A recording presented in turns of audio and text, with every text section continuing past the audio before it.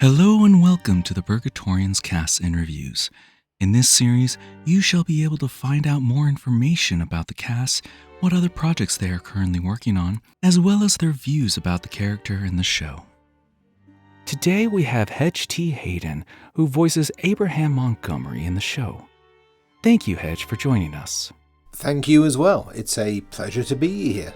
What was your initial response when you read through the synopsis of the Purgatorians and the cast of characters involved? I remember looking at one character specifically, and as soon as I read the character description, I immediately thought, that's someone that I can see right now. I can imagine that character right here.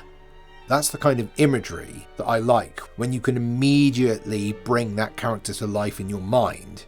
It really helps to sell the story, and reading through this, the synopsis of the Purgatorians, it brought everything to life really, really well, and I thought, this is something that I could definitely be part of. Why did you want to take part in such a large project? I'm from the UK, and there's a station called Radio 4 that primarily broadcasts radio plays and acts and sort of things like that. And I remember sort of hearing some of these and thinking that this was an art form that has really sort of dwindled away. Audio dramas are usually sort of on demand from various sites online, whereas having the ones that are broadcast directly live using live sound effects and all this kind of thing is something that you don't really sort of come across anymore. The radio itself, in terms of talk radio and entertainment in this sort of storyline form, has dropped out of favour from people. So being involved in such a large project with such a big scope of progression, it's sort of getting involved in that old style of audio entertainment. What can you tell us of the story of the show, the themes and such? So I think the best way to describe the Purgatorians is a fantasy series without the fantasy. So if you take the ideas of what would be in Game of Thrones, kings, queens, monarchs, fights between classes and all that kind of thing. But if you simply put it in an old town, you'd probably have what this show is about. There's almost a sort of a ghost story theme to it. So instead of people being haunted by ghosts in the town, they're almost being haunted by the town itself. There's a kind of a presence there, and it finds its way into people and people's lives and slowly kind of worms its way into them and gradually takes control, and certain things occur when people get fully infested by the town's kind of presence, and drama ensues, as they say. In your opinion, why will people want to listen to this show? What would keep them coming back for the next episode? A lot of people don't really understand what the word audio drama means. Unlike an audio book, which is just one person sort of telling you a story, an audio drama actually has full episodes and multiple storylines and multiple characters that weave their way throughout this huge plot line. Again, the UK had a large number of long-running audio dramas. One of them was The Archers, which was set on a farm and dealt with the lives of the people that basically lived and worked there. That went on for years. It was so well known that it just wouldn't shut down. People were like, no, you can't stop making it. You've got to keep it going. It's really popular. And I think even people from overseas found out about it and started tuning in via sort of satellite radio.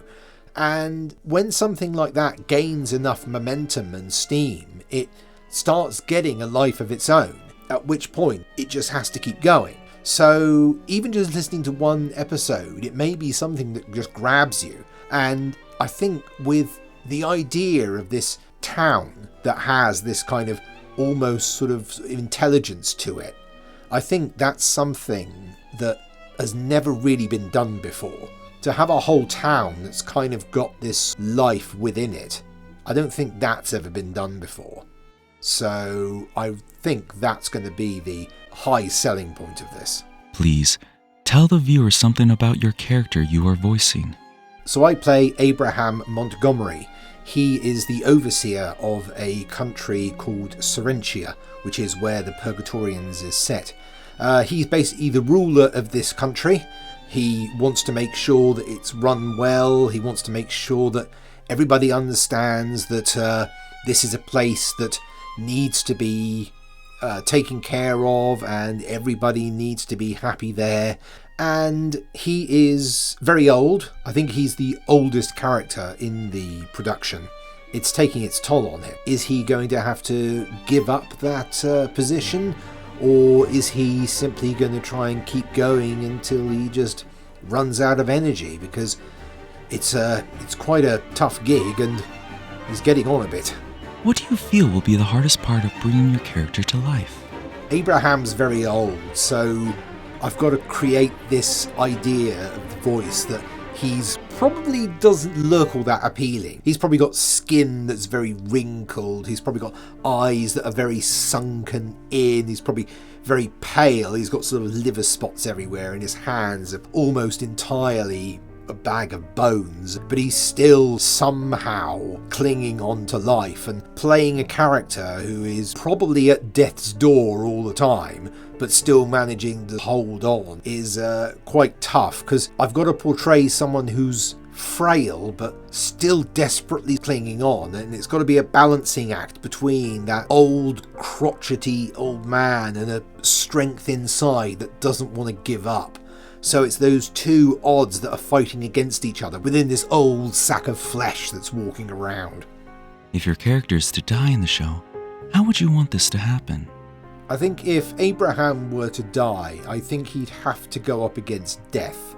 For someone who is as old as he is, he wouldn't be someone that would simply lie down and die. He would definitely take on the Grim Reaper one-on-one. I don't know if he'd have the strength to actually fight off the spirit of death himself, but he would grab any weapon he could find and just say, "Come at me, bro."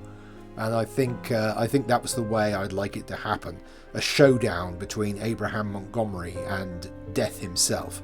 I think that would be an amazing way for him to die in a full-on battle, literally between life and death. I think that would be great. If you could have chosen any character, male or female, who would it be and why? I definitely would have picked Abraham, no matter what. British actors, we have this kind of stereotype that we always want to play the difficult characters. I think naturally there's something in me which goes, I want to play that character, the one who really, really is going to be difficult to bring the energy to. So naturally I want to play the hardest character, the one that really takes the most effort. Abraham was the one I wanted, and I've got that character, so I got everything I wanted. What can I say? How much input do you have in the show, and does the creator of the show keep you informed about the decisions being made? The only input that I've really sort of given is to how the character actually sounds. Again, the director has his vision, and he wants that to come across as he sees fit. The director is always providing us with updates on the show, whether it's what he's up to, when deadlines are, what characters are coming up in certain chapters, all these sorts of things. So we're always up to date on what's happening. What inspired you to become a voice actor? I actually did voices a lot of the time when I was younger. It's just I never really capitalised on it. It was always something that I kept on the back burner and never really went for. It was only when I got made redundant from my job as an escape room games master that I thought, well, I've got some time, I'll take some lessons, I'll start trying to put my sort of voice out there and see what happens. And just putting out auditions everywhere, and I started getting roles. And I thought, wow, I could actually make it like this. So I've just been pushing and working hard and helping myself to live the dream that I've always wanted to do. Is this your first show, or have you done other voice acting projects? I started out doing a couple of roles in recreations of The Shadow, the old, again, radio play from the 1920s. And I did a couple of those in 2020, actually. I've done a few other things in the past for some other people, just sort of commercials and advertisements and a couple of things like that. But this is one of the first big projects that I've been involved in. Multiple sort of scripts as opposed to just one or two lines in a 15-minute segment. So this is quite a step up for me, which I'm very happy about. In your opinion, what separates this show from others that you have done? I mean, this is technically the first show that I've actually been on. So being able to have a character that expands beyond sort of one episode is entirely new to me. This is new territory, and I am really excited to see what happens as time goes by. Any plans for after the show ends? I'll probably just keep auditioning for more work. Again, it would be a great thing to put on my resume, being a character in this long-running audio drama. But the life of a voice actor is just audition after audition after audition. It's not really glamorous. It's just, desperately trying to earn enough money to keep the lights on. Where can people find you if they are interested in your work and want to know more, or possibly hire you? The easiest way to get a hold of me is just to use my Twitter, which is Hedge T Haiden VA. And that's where I show off most of the work that I do, and anything else that comes up I'll probably give sneak peeks there as well. Again, it also includes links to my website as well, which again has all my contact details as well. So Twitter is probably the best way to get a hold of me. Imagine you are your character. Any final words from them to the viewers? I think Abraham Montgomory would say, new bloods to Serentia. Well, it has been lovely to have you here, but you really should be going. This country of mine has a few unique properties that aren't always the most popular with travellers. But if you do feel that you are attracted to our small neck of the woods, then do stop by, but don't say I didn't warn you. Thank you, Hedge, for joining us. And I wish you and your character every success in both the show and your future roles. It was my pleasure to be here, and I'd like to thank you for having me on the show as well.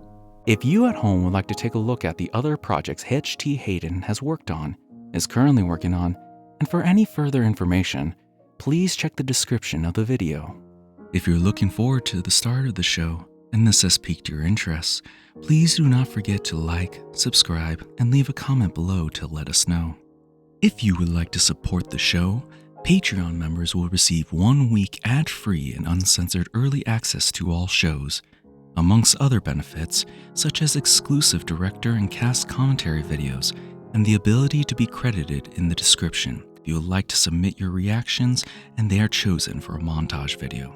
As well as much more, please feel free to look at the rewards in the tiers there. Next week we have Brandon M. Hess joining us, who voices William Evermore, to give us their opinions on their character, the show, and other projects they have worked on. I hope you will join us. Until then, goodbye.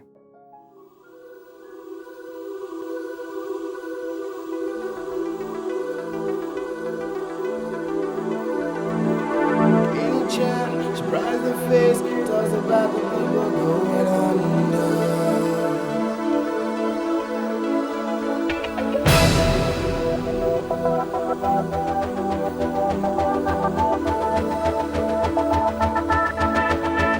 Only child,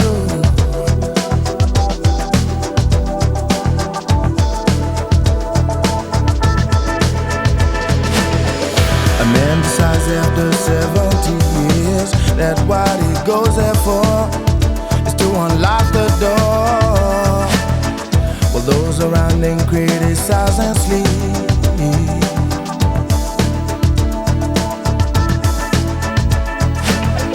And through a fractal on a breaking wall, I see you, my friend, and touch your face again. Miracles will happen as we dream.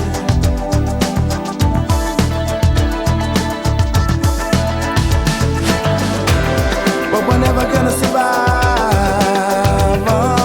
unless we get a little